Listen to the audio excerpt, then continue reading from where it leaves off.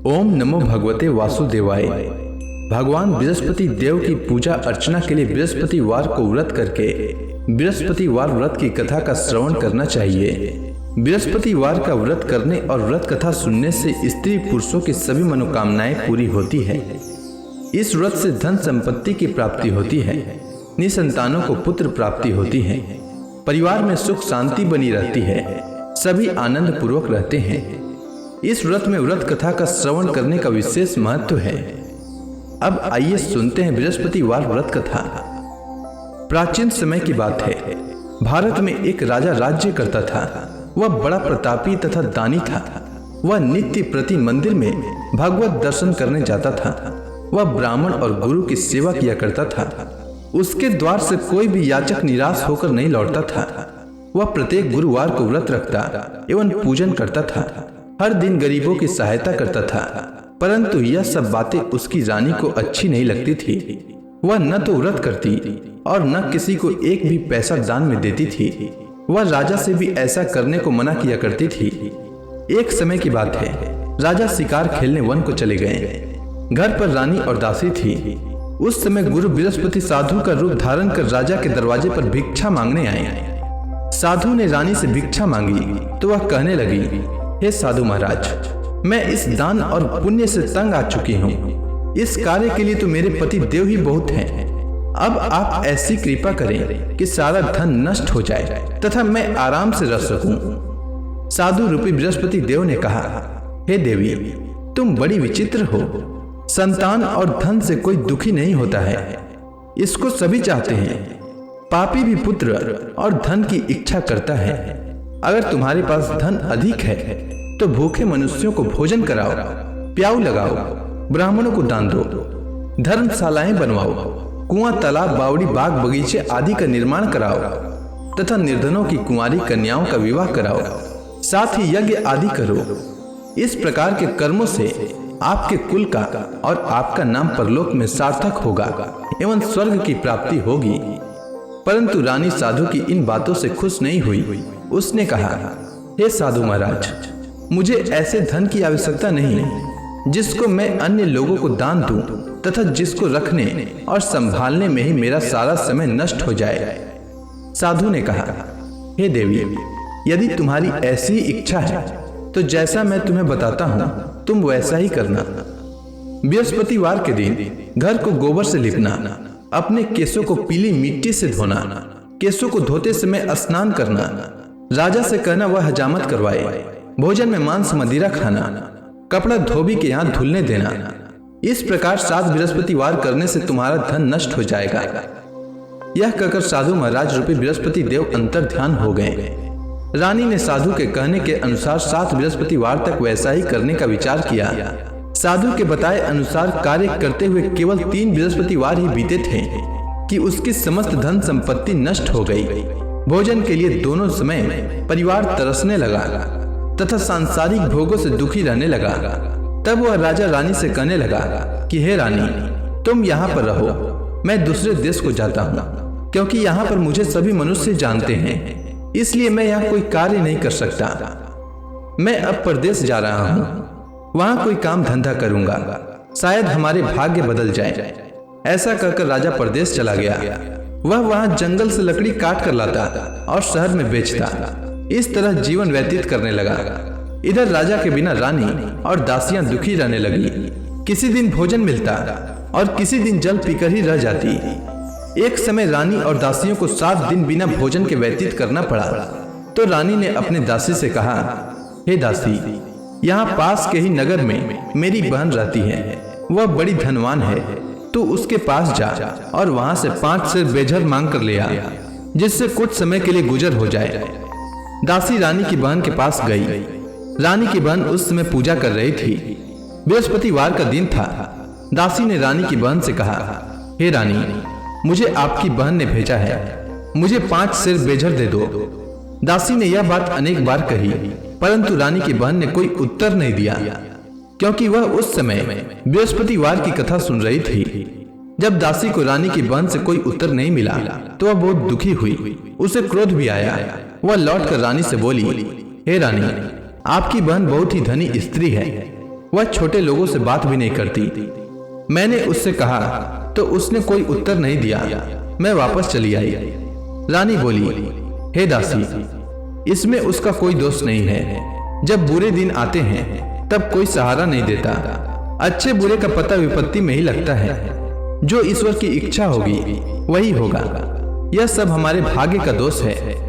उधर रानी की बहन ने सोचा कि मेरी बहन की दासी आई थी, परंतु मैं उससे नहीं बोली। इससे वह बहुत दुखी हुई होगी।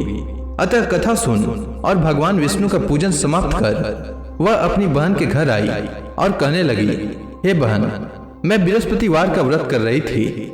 तुम्हारी दासी हमारे घर आई थी, परंतु जब तक कथा होती है तब तक हम लोग न उठते हैं और न बोलते हैं, इसलिए मैं नहीं बोली। कहो दासी क्यों आई थी? रानी बोली, बहन, हमारे घर अनाज नहीं था। वैसे तुमसे कोई बात छिपी नहीं है। इस कारण मैंने दासी को तुम्हारे पास 5 सिर भेजर लेने के लिए भेजा था। रानी की बहन बोली, बहन देखो, बृहस्पति भगवान सबकी मनोकामना पूर्ण करते हैं। देखो, शायद तुम्हारे घर में अनाज रखा हो। यह सुनकर दासी घर के अंदर गई तो वहां उसे एक घड़ा बेझर का भरा मिल गया। उसे बड़ी हैरानी हुई क्योंकि उसने एक एक बर्तन देख लिया था। उसने बाहर आकर रानी को बताया। दासी अपनी रानी से कहने लगी, हे रानी, देखो, वैसे हमको जब अन्न नहीं मिलता तो हम रोज ही व्रत करते हैं। अगर इनसे व्रत की विधि और कथा पूछ ली जाए तो उसे हम भी किया करेंगे। दासी के कहने पर रानी ने अपनी बहन से बृहस्पतिवार व्रत के बारे में पूछा। उसकी बहन ने बताया, हे रानी बहन, बृहस्पतिवार को सूर्योदय से पूर्व उठकर स्नान करके बृहस्पतिवार का व्रत करना चाहिए, लेकिन उस दिन सिर नहीं धोना चाहिए। बृहस्पतिवार के व्रत में चने की दाल और मुनक्का से विष्णु भगवान का केले के वृक्ष की जड़ में पूजन करें तथा दीपक जलाएं। उस दिन एक ही समय भोजन करें। भोजन पीले खाद्य पदार्थ का करें तथा कथा सुने। इस प्रकार करने से गुरु भगवान प्रसन्न होते हैं, अन्न पुत्र धन देते हैं, मनोकामना पूर्ण करते हैं। व्रत और पूजन की विधि बताकर रानी की बहन अपने घर लौट गई। रानी और दासी दोनों ने निश्चय किया कि बृहस्पति देव भगवान का पूजन जरूर करेंगे। 7 दिन बाद जब बृहस्पतिवार आया तो उन्होंने व्रत रखा। घुड़साल में जाकर चना और गुड़ बीन लाई तथा उसी दाल से केले की जड़ तथा विष्णु भगवान का पूजन किया। अब भोजन पीला कहाँ से आए? दोनों बड़ी दुखी हुई, परंतु उन्होंने व्रत किया था, इस कारण बृहस्पति देव भगवान प्रसन्न थे। एक साधारण व्यक्ति के रूप में वे 2 थालों में सुंदर पीला भोजन लेकर आए और दासी को देकर बोले, हे दासी, यह भोजन तुम्हारे और रानी के लिए है, तुम दोनों करना। दासी भोजन पाकर बड़ी प्रसन्न हुई और रानी से बोली, रानी जी, भोजन कर लो। रानी को भोजन आने के बारे में कुछ पता नहीं था, इसलिए वह दासी से बोली, जा तू ही भोजन कर, क्योंकि तू हमारी व्यर्थ में हंसी उड़ाती है। दासी बोली, एक व्यक्ति भोजन दे गया है। रानी कहने लगी, वह भोजन तेरे लिए दे गया है, तू ही भोजन कर। दासी ने कहा, वह व्यक्ति हम दोनों के लिए 2 थालों में भोजन दे गया है, इसलिए मैं और आप दोनों ही साथ साथ भोजन करेंगी। दोनों ने गुरु भगवान को नमस्कार कर भोजन प्रारंभ किया। उसके बाद से वे प्रत्येक बृहस्पतिवार को गुरु भगवान का व्रत और पूजन करने लगी। बृहस्पति भगवान की कृपा से उनके पास धन हो गया, परंतु रानी फिर से पहले की ही तरह आलस्य करने लगी। तब दासी बोली, देखो रानी, तुम पहले भी इस प्रकार आलस्य करती थी।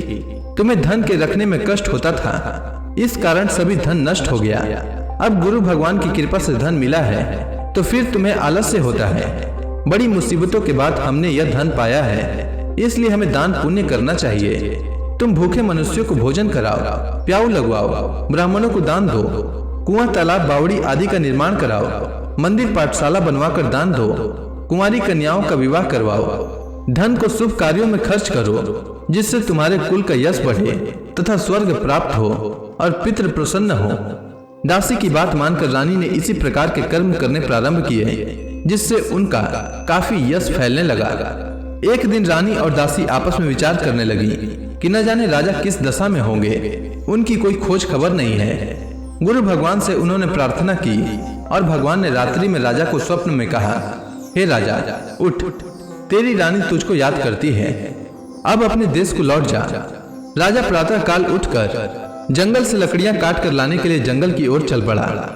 जंगल से गुजरते ही वह सोचने लगा, रानी की गलती से उसे कितने दुख भोगने पड़े। राजपाट छोड़कर उसे जंगल में आकर रहना पड़ा। जंगल से लकड़ियां काटकर उन्हें बेचकर गुजारा करना पड़ा।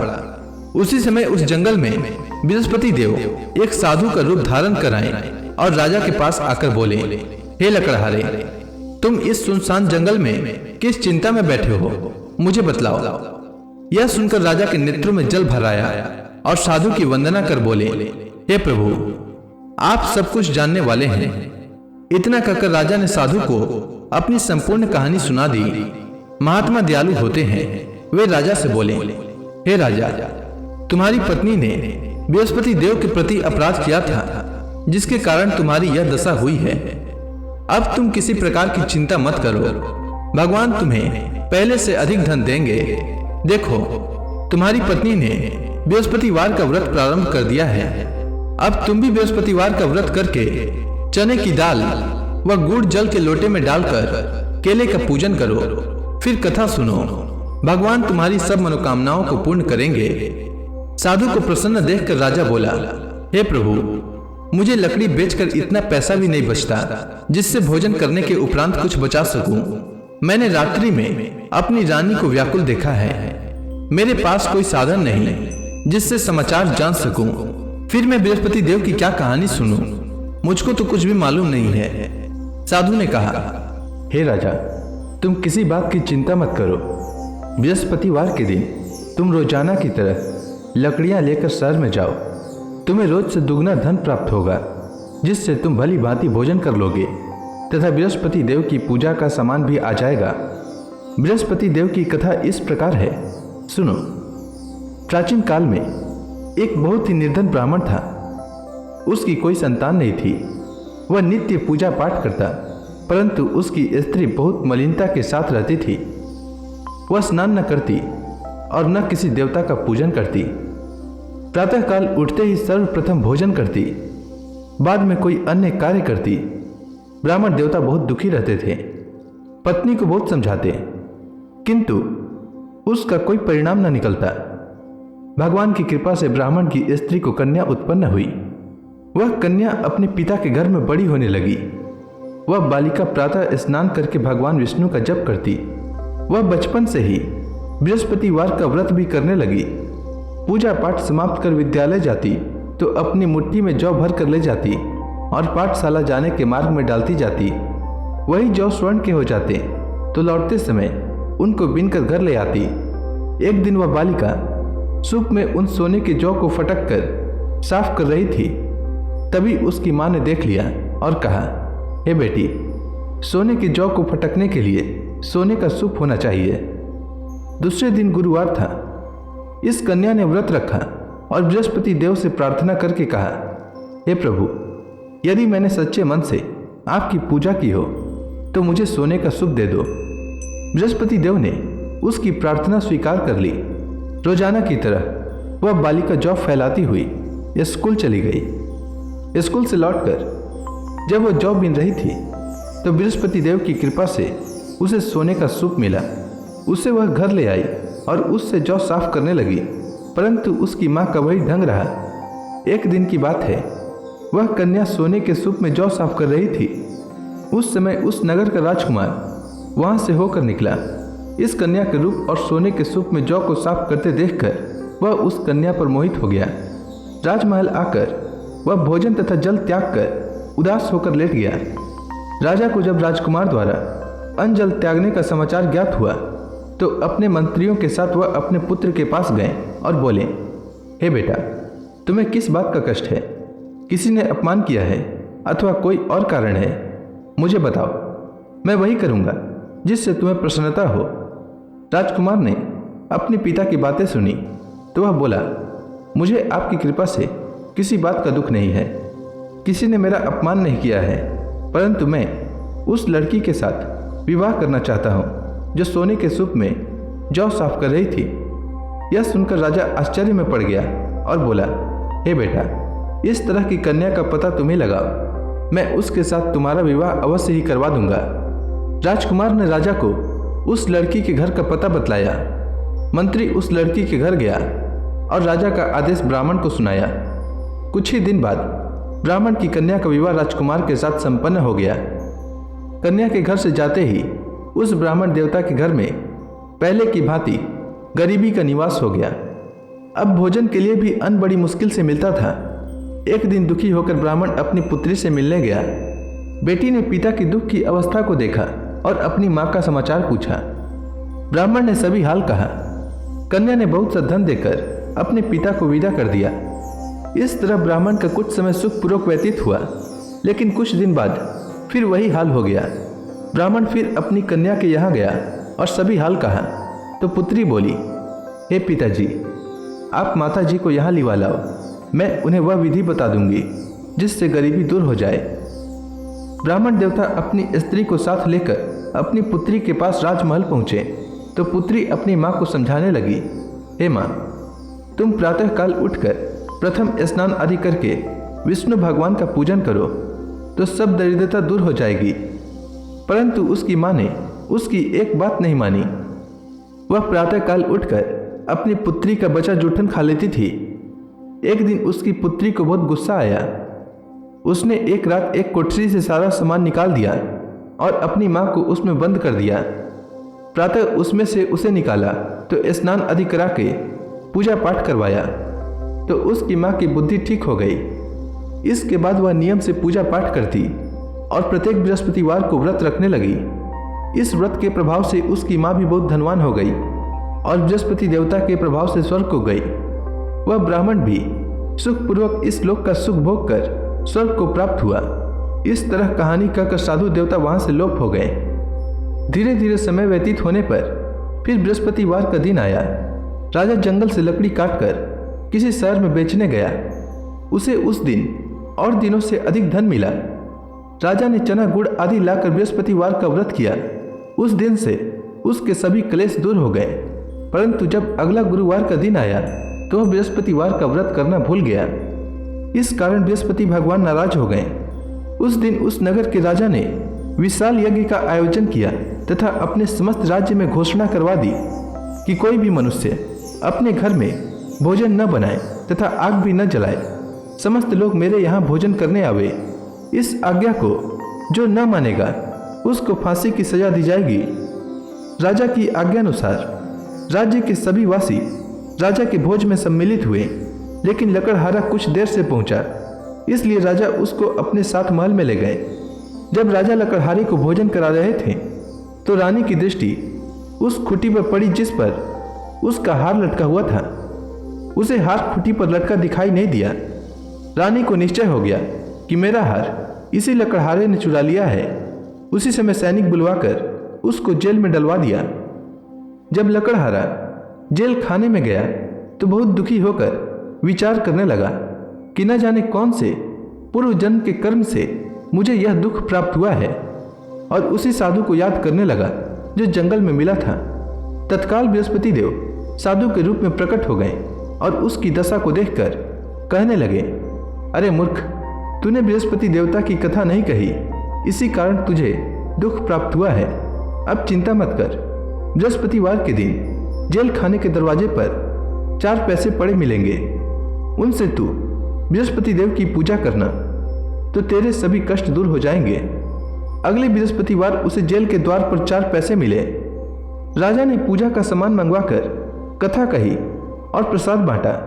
उसी रात्रि को बृहस्पति देव ने उस नगर के राजा को स्वप्न में कहा, हे राजा, तूने जिस आदमी को जेल खाने में बंद कर दिया है वह निर्दोष है, वह राजा है, उसे छोड़ देना।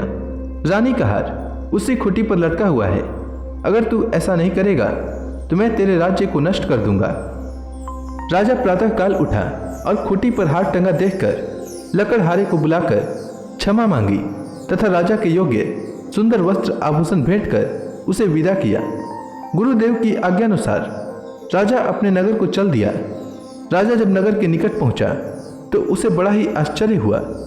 नगर में पहले से अधिक बाग, तालाब और कुएं तथा बहुत सी धर्मशालाएं, मंदिर आदि बने हुए थे। राजा ने पूछा कि यह किसका बाग और धर्मशाला है।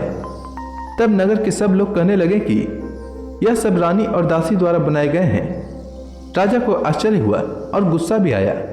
जब रानी ने खबर सुनी कि राजा आ रहे हैं तो उसने अपनी दासी से कहा, हे दासी, देख, राजा हमको कितनी बुरी हालत में छोड़ गए थे। वह हमारी ऐसी हालत देखकर लौट न जाएं, इसलिए तू दरवाजे पर खड़ी हो जा। रानी की आज्ञानुसार दासी दरवाजे पर खड़ी हो गई। जब राजा आए तो उन्हें अपने साथ महल में लिवा लाई। तब राजा ने क्रोध करके अपनी तलवार निकाली और पूछने लगा, बताओ, यह धन तुम्हें कैसे प्राप्त हुआ है? तब रानी ने बताया, हमें यह सब धन बृहस्पति देव के व्रत के प्रभाव से प्राप्त हुआ है। राजा ने तब निश्चय किया कि 7 रोज बाद तो सभी बृहस्पति देव का पूजन करते हैं, परंतु मैं रोजाना दिन में 3 बार कथा कहा करूंगा तथा रोज व्रत किया करूंगा। अब हर समय राजा के दुपट्टे में चने की दाल बंधी रहती तथा दिन में 3 बार कथा कहता। एक रोज राजा ने विचार किया कि चलो अपनी बहन के यहाँ हो आवे। इस तरह का निश्चय कर राजा घोड़े पर सवार हो अपनी बहन के यहाँ चल दिया। मार्ग में उसने देखा कि कुछ आदमी एक मुर्दे को लिए जा रहे हैं। उन्हें रोककर राजा कहने लगा, अरे भाइयों, मेरी बृहस्पतिवार की कथा सुन लो। वे बोले, लो, हमारा तो आदमी मर गया है, इसको अपनी कथा की पड़ी है। परंतु कुछ आदमी बोले, अच्छा कहो, हम तुम्हारी कथा भी सुनेंगे। राजा ने दाल निकाली और कथा कहनी शुरू कर दी। जब कथा आधी हुई तो मुर्दा हिलने लगा और जब कथा समाप्त हुई तो राम राम करते हुए वह मुर्दा खड़ा हो गया। राजा आगे बढ़ा। उसे चलते चलते शाम हो गई। आगे मार्ग में उसे एक किसान खेत में हल चलाता मिला। राजा उससे बोला, अरे भैया, तुम मेरी बृहस्पतिवार की कथा सुन लो। किसान बोला, जब तक मैं तेरी कथा सुनूंगा तब तक 4 हरया जोत लूंगा। जा अपनी कथा किसी और को सुनाना। राजा आगे चलने लगा। राजा के हटते ही बैल पछाड़ खाकर गिर गए तथा किसान के पेट में बहुत जोर से दर्द होने लगा। उसी समय किसान की पत्नी रोटी लेकर आई। उसने जब यह देखा तो सब हाल पूछा। बुढ़िया दौड़ी दौड़ी उस घुड़सवार के पास गई और उससे बोली, मैं तेरी कथा सुनूंगी, तू अपनी कथा मेरे खेत पर ही चलकर कहना। राजा ने लौटकर बुढ़िया के खेत पर जाकर कथा कही, जिसके सुनते ही बैल खड़े हो गए तथा किसान के पेट का दर्द भी बंद हो गया। राजा अपनी बहन के घर पहुंच गया। बहन ने भाई की खूब मेहमानी की। दूसरे रोज प्रातःकाल राजा जागा तो वह देखने लगा कि सब लोग भोजन कर रहे हैं।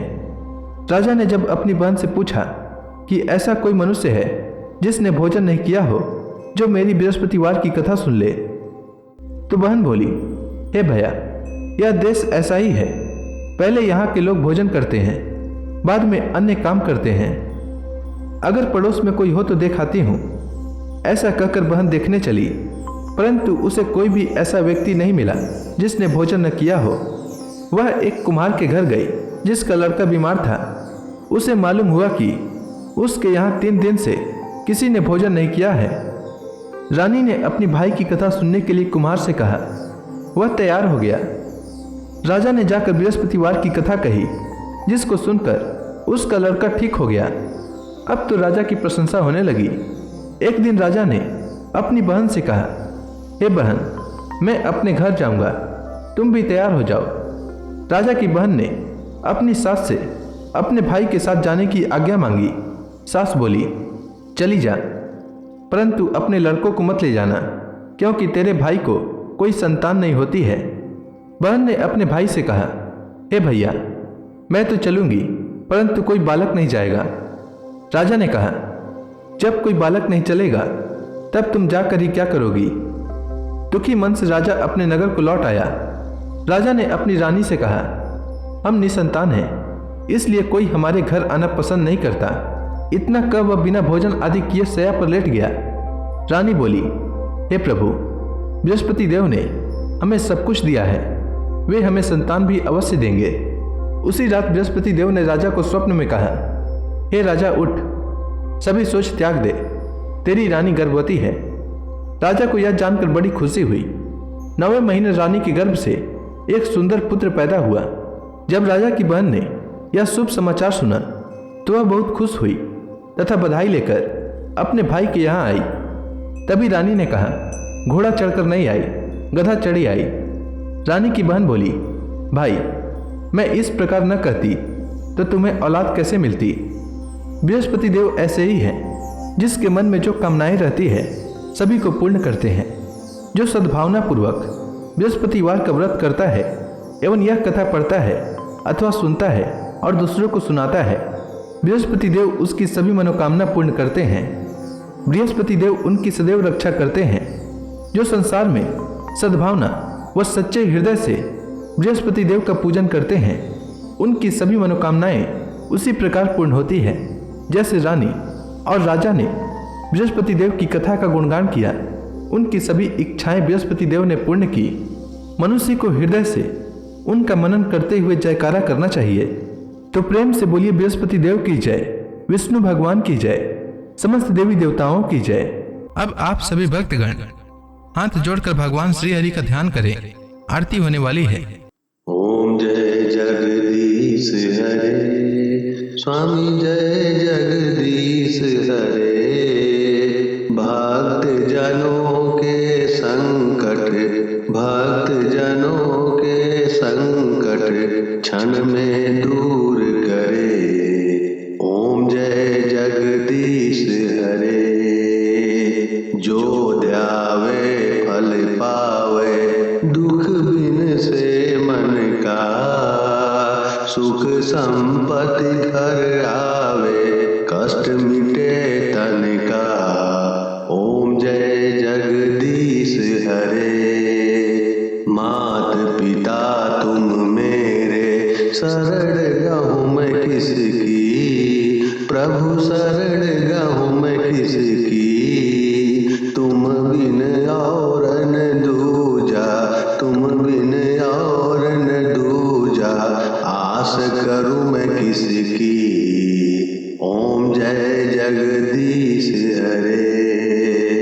तुम पूरन परमात्मा, तुम अंतर्यामी, प्रभु तुम अंतर्यामी। पार ब्रह्म परमेश्वर, तुम सबके स्वामी। ओम जय जगदीश हरे। तुम करुणा के सागर, तुम पालन करता, प्रभु तुम पालन करता। मैं मूरख खल कामी, मैं मूरख खल कामी, कृपा करो भरता। ओम जय जगदीश हरे। तुम हो एक अगोचर, सबके प्राणपति, प्रभु सबके प्राणपति।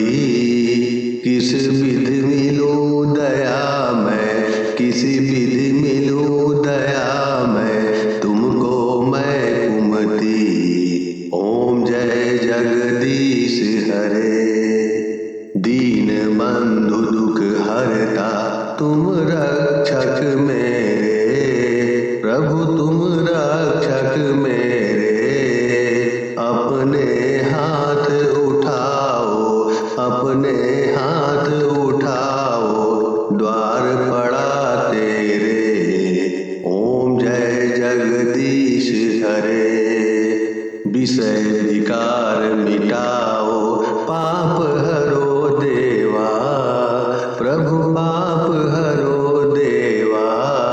श्रद्धा भक्ति बढ़ाओ, सनातन की सेवा। ओम जय जगदीश हरे। तन मन धन सब तेरा, स्वामी सब कुछ है तेरा, स्वामी सब कुछ है